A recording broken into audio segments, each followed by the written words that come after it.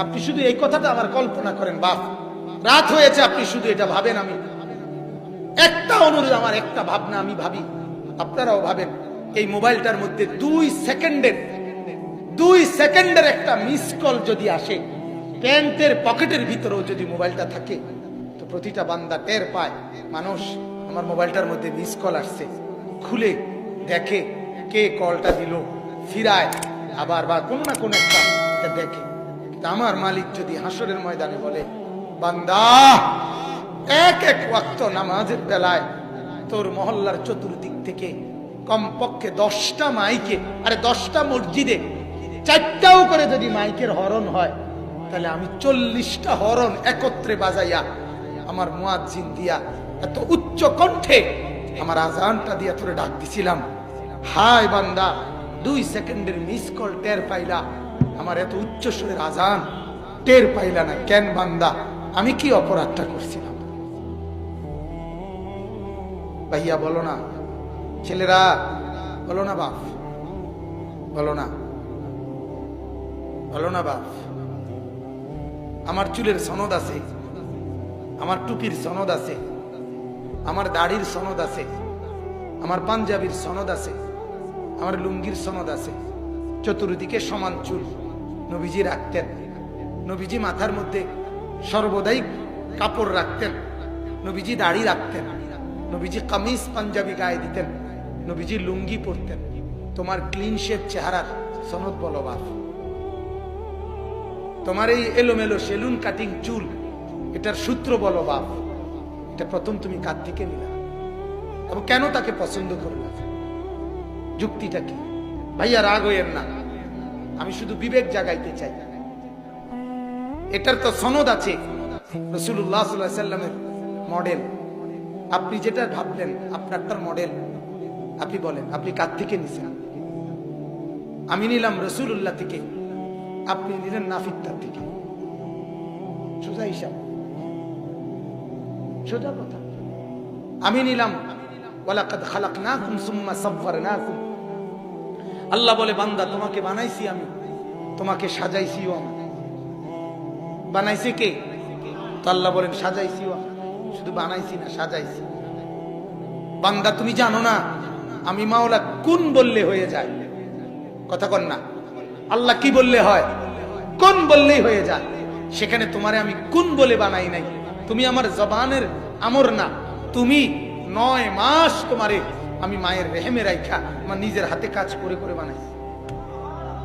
আমার হাতে আমি নাক লাগাইছি, আমার হাতে আমি চোখ লাগাইছি। তোমার মাকে জিজ্ঞাসা করো, মাকে জিজ্ঞাসা করো, কোনদিন আমি জিগাইছিনি যে মা তোর সন্তানের নাক কোনানে লাগাইতাম? আল্লাহ বলেন আমি পছন্দ করছি, আমি সাজিয়েছি, আমি ড্রয়িং করেছি। আমার ড্রয়িং এ হাত দিলি কেন বান্দা? আমার ড্রয়িং এর নাক যদি এখানে পছন্দ হয়, দাড়ি এখানে পছন্দ হবে নাকি? আমার সাজানো কান যদি এখানে পছন্দ হয়, এটা পছন্দ হবে নাকি? কি বলবেন বাপ? বলেন না। আপনি আমরা তো হুজুর মানুষ, আমরা বুঝি কম, আপনারা না বেশি বোঝেন। বলেন তো বাংলা, অঙ্ক, ইংরেজি, পদার্থ, জীববিজ্ঞান, রসায়ন বিজ্ঞান, উচ্চতর গণিত, তথ্য যোগাযোগ প্রযুক্তি বুঝা তো থুবাইয়া লাইছেন। আমরা হুজুর দেখেন আমরা কম বুঝছি, বেকুব আমরা। আপনি বলেন, আপনি আমাকে বলেন মিয়া, আপনি কেটে দিলেন কার ড্রয়িং আর গ্রহণ করলেন কার ড্রয়িং? কার ডিজাইন ছাড়লেন, কার ডিজাইন ধরলেন? কাকে নারাজ করলেন, কাকে খুশি করলেন? জানেনও তো না।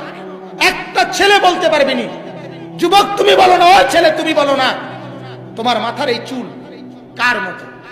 কোন বাপ তুই ওরে জিজ্ঞাসা করেন না। সেলুনের দোকানের যেই কাটিং গুলো, একটা মানুষ না।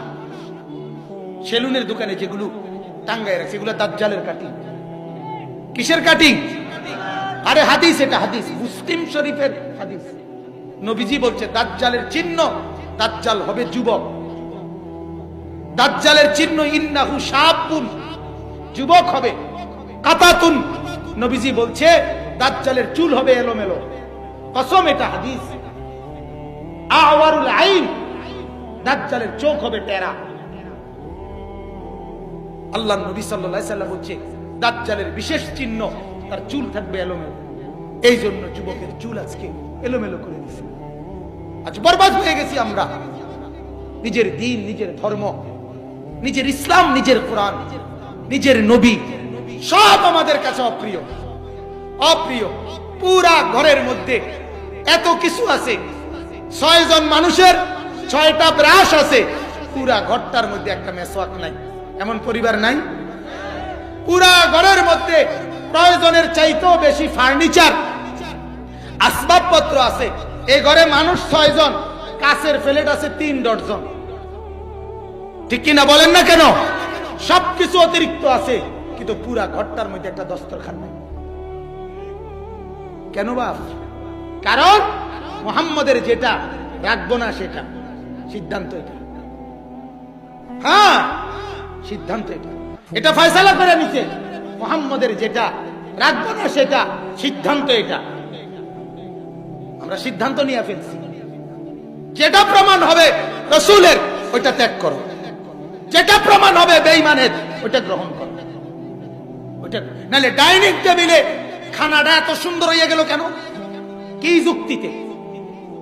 সমান জায়গায় দস্তরখানের এটা এতটা ফচ্চা গেল কেন? কোন কারণে? কোন গবেষণায়? পৃথিবীর কোন দার্শনিক পণ্ডিতের গবেষণায়?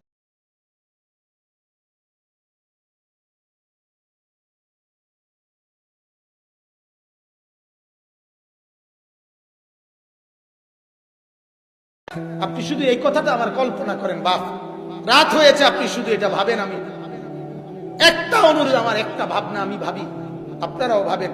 এই মোবাইলটার মধ্যে 2 সেকেন্ডের একটা মিস কল যদি আসে, প্যান্টের পকেটের ভিতরেও যদি মোবাইলটা থাকে, তো প্রতিটা বান্দা টের পায়, মানুষ আমার মোবাইলটার মধ্যে মিস কল আসছে, খুলে দেখে কে কলটা দিল, ফিরায় আবার বা কোনো না কোনো একটা দেখে। আমার মালিক যদি হাসরের ময়দানে বলে, বান্দা এক ওয়াক্ত নামাজের বেলায় তোর মহল্লার চতুর্দিক থেকে কমপক্ষে 10টা মাইকে, আরে 10টা মসজিদে 4টাও করে যদি মাইকের হরন হয়, তাহলে আমি 40টা হরন একত্রে বাজাইয়া আমার মুয়াজ্জিন দিয়া এত উচ্চ কণ্ঠে আমার আজানটা দিয়া তোরে ডাক দিছিলাম। হায় বান্দা, 2 সেকেন্ডের মিস কল টের পাইলা, আমার এত উচ্চ সুরের আজান টের পাইলা না কেন? বান্দা, আমি কি অপরাধটা করছিলাম? ভাইয়া বলো না, ছেলেরা বলো না, বাপ বলো না, বলো না বাপ। আমার চুলের সনদ আছে, আমার টুপির সনদ আছে, আমার দাড়ির সনদ আছে, আমার পাঞ্জাবির সনদ আছে, আমার লুঙ্গির সনদ আছে। চতুর্দিকে সমান চুল নবীজি রাখতেন।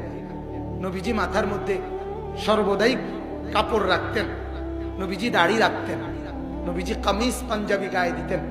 নবীজি লুঙ্গি পরতেন। তোমার ক্লিন শেপ চেহারার সনদ বলো বাপ।